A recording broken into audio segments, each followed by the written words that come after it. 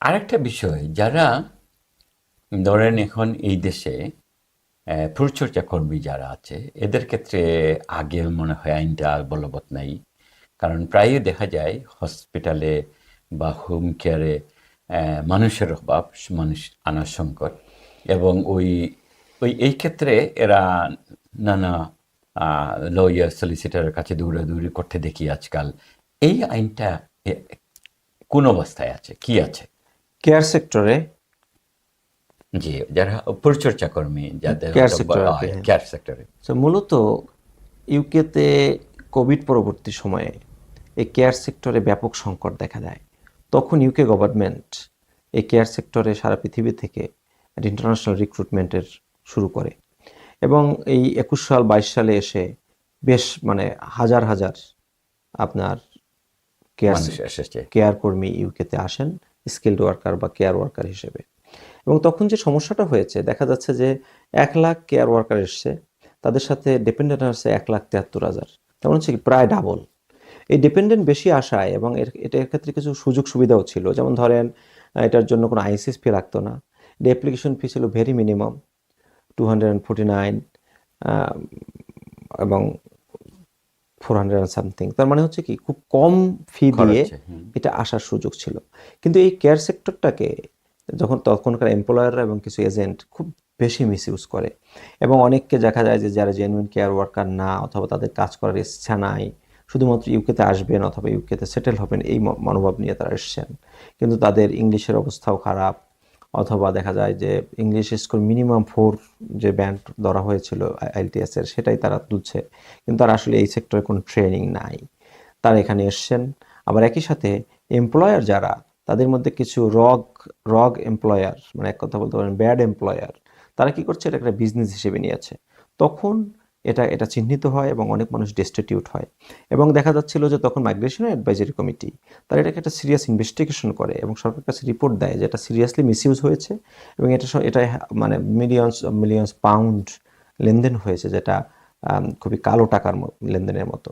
এবং এটা নিয়ে ব্যাপক রিপোর্ট হয়েছে বিভিন্ন পত্রিকায়, যেমন গার্ডিয়ান, টাইমস, বিভিন্ন পত্রিকায়, যে এটা খুবই মিসইউজ হয়েছে এবং একটা বড় অংশ মানুষ ডিস্টিটিউট হয়েছে, তাদেরকে কাজ দেওয়া হয় নাই।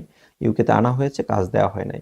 তাদের বাচ্চারা আছে, বাচ্চারা খুব কষ্টে মানে আপনার কষ্টের মাঝে জীবনযাপন আছে, করছে, হ্যাঁ, অভাবনা। এবং তারা খাবার পাচ্ছে না ঠিকমতো।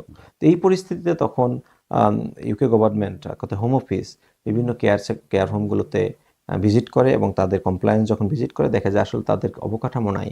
এই যারা জেনুইন কেয়ার হোম, তারা কিন্তু এরকম মিসইউজ বেশি একটা করে নাই। মূলত কিছু আম, আপনার কেয়ার প্রোভাইডার কোম্পানি, তারা এরকমের খুলে এরকম অপরচুনিটি কুইকলি তারা কাজে রিক্রুটমেন্টটা লাগায়। করেছে। টু জি। ইয়ার্সের মধ্যে তারা দেখা যায় মিলিয়ন মিলিয়ন পাউন্ড লেনদেন করেছে, এবং অনেক মানুষ ডেস্টিটিউট হয়েছে, এবং স্টিল এরা ভোগান্তির মধ্যে আছে, কারণ দেখা যায় তাদের স্পন্সরশিপ লাইসেন্স চলে গেছে। তখন একজন কেয়ার ওয়ার্কার, তিনি দেখা যাচ্ছে যে কোথাও অন্য কোথাও সুইচ করতে পারে না, কারণ তারা ওই পর্যায়ের কোয়ালিফাইড বা কোয়ালিটি না থাকার কারণে। তখন যে সমস্যাটা এখন যেটা হচ্ছে, তাদেরকে সুইচ করার অপরচুনিটি দিয়েছে হোম অফিস। কি দিয়েছে, বলছে যে ঠিক আছে, নূতন স্যালারি থ্রেশহোল্ড আদার কিছু আলোচনা রয়েছে, তো সেগুলো বাদ দিয়ে তোমাদের জন্য যারা কেয়ার ওয়ার্কার হিসেবে এসছো 4 এপ্রিল 2024-এর আগে, তারা কেয়ার সেক্টরে সুইচ করলে তাদের স্যালারি 22,300 থাকলেই হবে। তাদের জন্য আম, আপনার অন্য সেক্টরে যদি তারা যায়, সেক্ষেত্রে তাদের একটা লোয়ার গোয়িং রেট রাখা হয়েছে, যে স্যালারি থ্রেশহোল্ড কম থাকলে হবে, সেটার আলাদা হিসাব আছে এক একটা পদের জন্য, যে তারা তারা তারা রেস্টুরেন্ট ওয়ার্কারে যেতে পারবে, তারা অন্য যে কোনো সেক্টরের স্কিল্ড ওয়ার্কারে যেতে পারবে, কিন্তু স্যালারি থ্রেশহোল্ড অন্যদের চেয়ে কম থাকবে, যেহেতু তারা এদেশে অলরেডি আছে এবং 4 এপ্রিলের আগে তারা স্কিল্ড ওয়ার্কারে ঢুকেছে। এরপরে আরেকটা নিয়ম করা হয় যে যারা স্কিল্ড ওয়ার্ক যারা কেয়ার ওয়ার্কার হিসেবে এসছেন, তারা তাদের স্পাউস সহ থাকতে পারবেন, অথবা স্পাউস এখন না থাকলেও তারা স্পাউস আনতে পারবেন।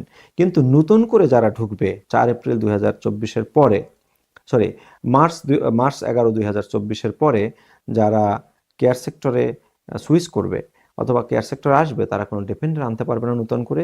কারণ আমি আগে যেটা বলেছি যে ডিপেন্ডেন্ট বাড়তি হিউজ এসে গেছে। হুম। বাড়তি এসেছে। তো সেই নিয়মটি করা হয়। তবে যারা অলরেডি ইউকেতে ছিলেন, তারা স্পাউস আনতে পারবেন, কিন্তু নতুন করে যারা আসছে মার্চের পরে, তাদের জন্য স্পন্সর সরি তাদের ডিপেন্ডেন্ট আনা বন্ধ করা হয়, এবং এখন সেটি বলবৎ আছে। তো এটা হচ্ছে কি একটা মিসইউজ করা হয়েছে সিরিয়াসলি। এই মিসইউজ করার কারণে ইউকে গভর্নমেন্ট বাধ্য হয়ে এই নতুন আইন করতে কিন্তু করেছে। বিষয়টা একটু অমানবিক হয়ে গেল না? যে ঠিক আছে, সুনির্দিষ্ট, যেমন অন্তত স্বামী স্ত্রীর ক্ষেত্রে, স্বামী কিংবা স্ত্রী এসেছে, সে তো বছরের পর বছর এইভাবে একা থাকতে পারে না। এটা কোনো আপত্তি কিংবা কোনো কোনো মানবিক যারা অধিকার নিয়ে কথা বলে তারা কি কিছু বলছে? না, এখানে বিষয়টা এরকমের যে যারা অলরেডি ইউকেতে এসছেন যে তারা কিন্তু তাদের এটা তো হয়ে স্পাউস গেছে। আনতে হ্যাঁ, পারবে, কিন্তু তারা এখন যেটা বলছে হোম অফিস, জি, সেটা হচ্ছে যে আমরা শুধুমাত্র তাদেরকেই ইনভাইট করতেছি কাজ করতে আসার জন্য কেয়ার সেক্টরে, যারা ইন্ডিভিজুয়াল নিজে এসে কাজ করতে চান। কারণ আমরা তো ওয়ার্কার আনতে চাচ্ছি, আমরা হিউম্যান রাইটসের জন্য আলাদা কোনো উইন্ডো খুলতে চাচ্ছি না। হিউম্যান রাইটসের জন্য আমরা সজাগ, যারা অলরেডি এসছেন যেসব কন্ডিশনে, তাদেরকে আমরা এই অপরচুনিটি দিচ্ছি যে আপনার স্পাউস আনতে পারবেন, কিন্তু নতুন যিনি আসবেন তিনি নতুন শর্ত মেনেই আসবেন। অতএব এখানে মানবাধিকারের বিষয়টি আলোচনার আম, দাবি রাখে না, এটা হোম অফিসের পজিশন। কিন্তু স্টিল যারা মানবাধিকার আইনজীবী তারা বলছেন যে আপনি যখন কোনো আম, আপনার আপনার এমপ্লয়মেন্ট রুল করবেন বা স্পন্সরশিপের অপশন রাখবেন, তখন আসলে একটা ফ্যামিলি ইউনিট হিসেবে আসার সুযোগ দেওয়া উচিত। অন্যথায় দেখা যায় একজন মানুষ 5 বছরের জন্য যদি নিজে একা থাকে, ফ্যামিলিতে সাথে না থাকে, স্পাউস সাথে না থাকে, তখন সামাজিকভাবে তিনি প্রপার লাইফ লিড করতে পারেন না, বা অনেক রকমের ল্যাকিংস দেখা দিতে পারে। সে জায়গাটা কোশ্চেন এসেছে, কিন্তু সেটি হোম অফিস খুব বেশি আমলে নেয়নি।